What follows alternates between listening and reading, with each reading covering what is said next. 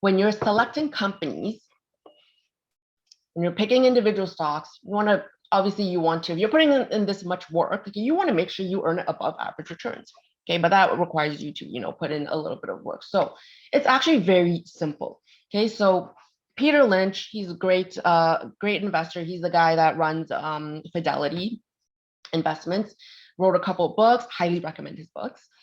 He says invest in what you know. Okay, Warren Buffett says the same thing. Okay, Warren Buffett is a very old school guy. He stayed away for a long time, technology stuff, because for a long time he didn't understand. He's a very old school guy, right? But eventually he had to adapt and keep up with the times, right?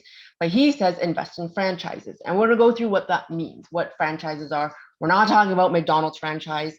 McDonald's is a great franchise, right? But we're not talking about like franchises in like restaurants. Okay, so we're going to go through like what the definition of what a franchise is. We're going to look at why dividend paying companies are great for your portfolio. Okay, they have a growth aspect, and investing in pure play companies, okay, to get you those 10x returns. We call these 10 baggers. Okay, Peter Lynch is all about the 10 baggers. He wants companies that go from $10 to $100. Okay, so obviously for anyone, you're putting in like $3,000, it goes to $30,000. Like that is what I consider a grand slam. So we're gonna go through what pure play companies are and some examples of what they are. So invest in what you know, very simple. Okay, just keeping it simple is the best thing. If you don't understand the company and their products, you're not going to have any interest or desire in learning about them. Okay, so you want to make sure that if you don't have, like, for example, if I have a business background. Okay, so one of the things I just do not understand, biotech companies. Okay, like I'm not a sciencey person. There's all this like there's too much like life science information, biology and stuff like that. I don't get it. So for me, I tend to stay away from it. If you have a science degree and you understand all that terminology, then by all means, like, go for it. Okay, and of course it's if you have an understanding of it, it's something that you will have an interest in. For me, I stay away from that because I just don't I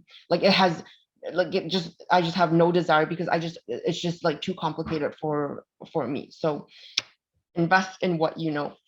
Keeping it simple is the best thing. So second thing, franchise companies. Okay, so these are companies that are needed or desired. Okay, so can people live without this? How badly do people want this product? Okay, they have no close substitutes. Okay, so we'll go through what that means, because there's some companies that I've identified where it's questionable in terms of the substitutes that they have, right? But really, is there another company that can make something similar and at a cheaper cost? Like, are customers indifferent to it, right? So like, for example, there's a product that comes out and then, people are buying it, and then all of a sudden this Chinese company comes out and can make it at a much lower cost, and people are like, well, this one is so much lower. Obviously, I'm going to go with that, right? So we don't want that. No close substitutes, okay? Don't want companies that compete on cost. And we don't want companies that are regulated, okay? No government regulation, okay? And we don't want that, because if the government controls prices, okay, that are charged to customers, it's going to be really difficult for companies to grow. So who here is an entrepreneur? Any entrepreneurs out here?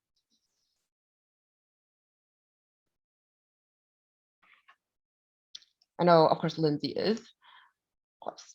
So imagine that the government told you how much you can charge for your programs. Okay, they limit how much you can charge for your products or services that you provide. Okay, it'll be very difficult to grow. It's not really fun, and it just it's not going to attract a lot of people in that business either, right? So just think about that. Like, there's like examples of regulated companies will be utilities, right? These are really boring companies. They don't exhibit like really good growth. You're definitely not getting above average returns with these companies where the government controls the prices that are charged. Okay, so that is one of the one of the things that you want to stay away from if you're looking for above average returns. Of course, utility companies has its place in your portfolio, but if you're looking at above average market returns, those are not the type of companies that you want. Likewise, another type will be commodity businesses, okay? And you want to stay away from commodity businesses. So these are products and services that are just indistinguishable from its competitors. For example, commodities, which are oil and gas, chemicals, wheat, copper, gold, zinc, lead, silver, okay? There is no difference between Barrick Gold and Goldcorp, the gold that they each produce. And on top of that, the market price of gold dictates what they sell their gold for. Okay, they have no control over pricing. So like I said, if there's no control over pricing, it's not very ideal. Airline services is another thing. Airline services compete on prices. They have a lot of close substitutes. Okay, and for me, I don't care which airline I take, as long as it gets me from point A to point B at the cheapest cost and with the most desirable route. Okay, so I don't know anyone who's like, oh my gosh, I love Air Canada, I am only gonna fly with Air Canada. Is anyone like that? Like, do you care which airline you go with? Like for me, I just go on like Expedia or something, and I just find like the cheapest flight that I can get. And there's a reason why these airline companies invest heavily in their loyalty programs. They want to they want to reel in customers and make sure they continue flying with them, right? So they're heavily, it doesn't matter whether it's WestJet, Air Canada, it's like as long as people just get to where they need to be. Any airline other than Air Canada, yeah. WestJet is one of them. Those are like very common carriers here. I fly WestJet only. Husband is AC all the way. Yeah. So, but yeah, the people do, and with the loyalty programs, that's what keeps them in, right? And for Air Canada, of course, like there's like the Star Alliance, the points, and people do, they really do just like they're loyal to certain airlines. But for most people, especially if you have big families, you're flying like five, like if you have 3 or 4 kids and a spouse, and you're going on vacation, for the most part, unless you can really afford to stick with a carrier, or you have discounted services, maybe you work with the airline, generally speaking, most people will just go on Expedia or whatever and just pick like the best route and the cheapest flight. Price wins most of the time. Exactly. Whereas for franchises, and we're going to look at a few of the companies where people will pay premium prices for certain products. So that's why stick with franchises. So for example, okay, Apple. Okay, Apple is a franchise company, not a commodity. Okay, the products are either needed or desired, not regulated, no close substitutes. Okay, so one may argue Android phones are substitutes. Okay, who has an Apple phone here? Who uses Apple? Who is a part of the Apple ecosystem? Team Apple, Apple computer, exactly. Okay, so what if I asked you, would you switch to Android? Would you switch to Android? Would you go get a Google phone or a Samsung? Exactly, no way. Okay, most people will tell me, yeah, it's a call. Not like maybe if you get Lindsay's like not like if you unless we pay you. Okay, sure.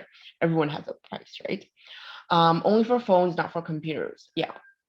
So Apple has done an incredible job embedding themselves into people's lives, okay? Because people have their iPhones, they have their MacBooks, they have their Apple TV, they have their iWatch, they have their iPad. Everything is synced, right? Nowadays, when you buy a new phone, when you upgrade a new phone, you just log in and everything is synced. Like, just think about the hassles of switching out of the Apple ecosystem and moving it to to the Android ecosystem.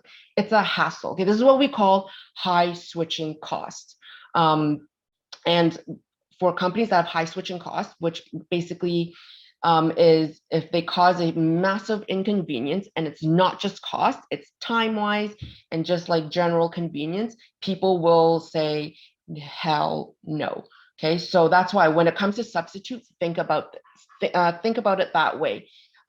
This is a great example. You know, you own an Apple. Would you ever switch out of the Apple ecosystem? I'm on Android. I will never switch to the Apple ecosystem. I'm, you know, Windows and Android all the way.